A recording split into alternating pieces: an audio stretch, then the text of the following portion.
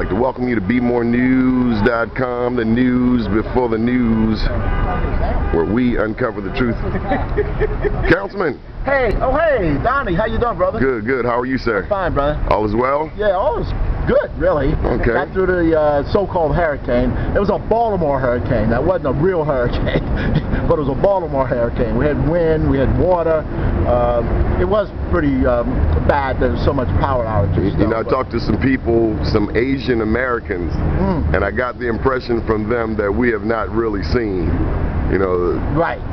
I've talked a tsunami. Right. I was going to say I've talked to some African Americans in Louisiana.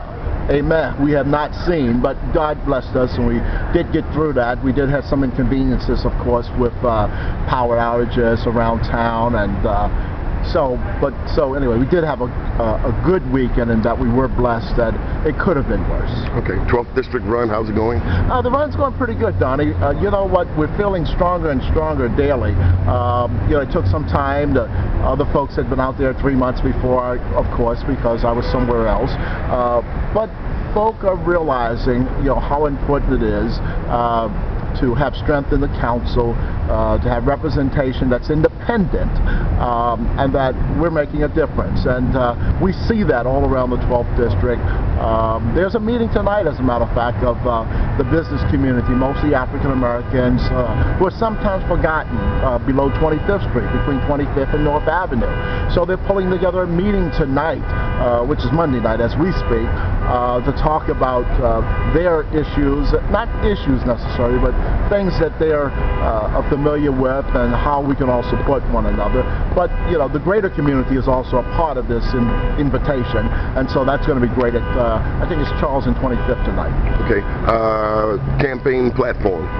Well, the platform, particularly in the 12th District, is jobs, jobs, and more jobs. For example, you know, there's a big development going over on 25th Street and Howard Street, and they don't want to guarantee jobs to people who live in those communities. I mean, the Remington, the Barclay, the Charles Village. You know, I'm not going to be at all negative, but I will say with the recent articles that have come out regarding the Grand Prix, one thing that I was reminded of as I was reading the Wall Street Journal was how in conversations with, you know, previous conversations with you regarding Every Man's Son and Mondawmin Mall and business and employing people from the community, but also conversations with Marion Barry, Mayor for Life in D.C., conversations with C3 or Clarence Mitchell III. They always told me about businesses that want to come and do something in the community. They would always demand jobs for black people specifically. And what I found, what I'm at a loss is why today politicians, black politicians, are afraid to speak about black people needing jobs. I mean, I know, you know, if you're president for all people. If you're mayor, you're mayor for all people. But I just miss hearing people talk about jobs for people that look like me. Listen, I miss that too.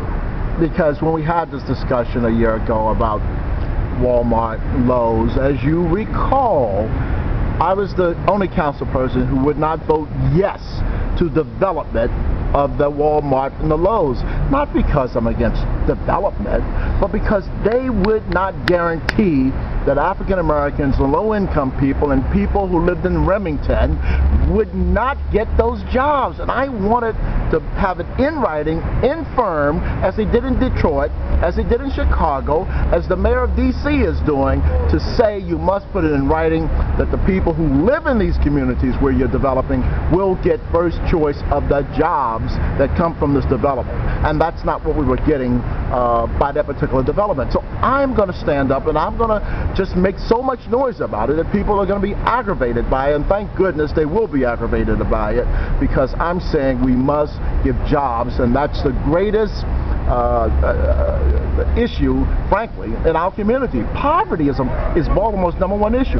Poverty, not schools. That's a problem there. Not crime. There's a problem there. About 50% of the city is impoverished.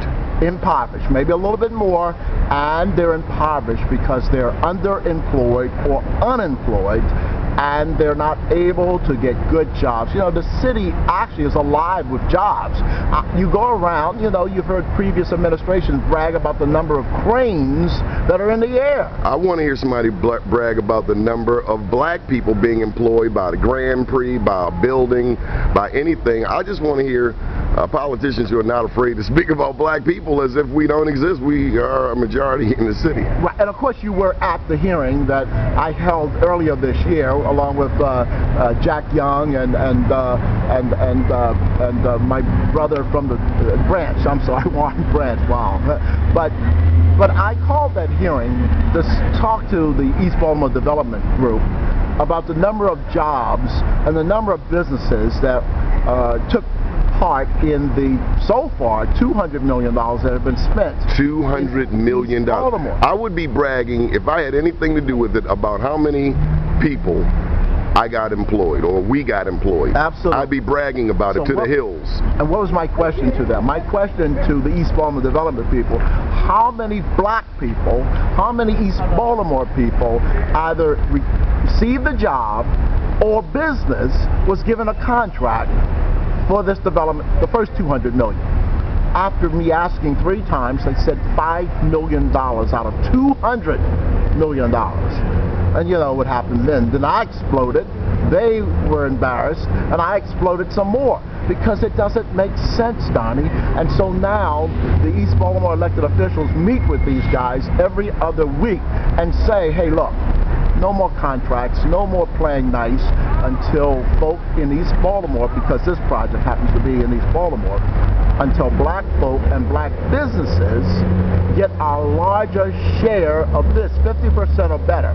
Why shouldn't they get it? It is their home.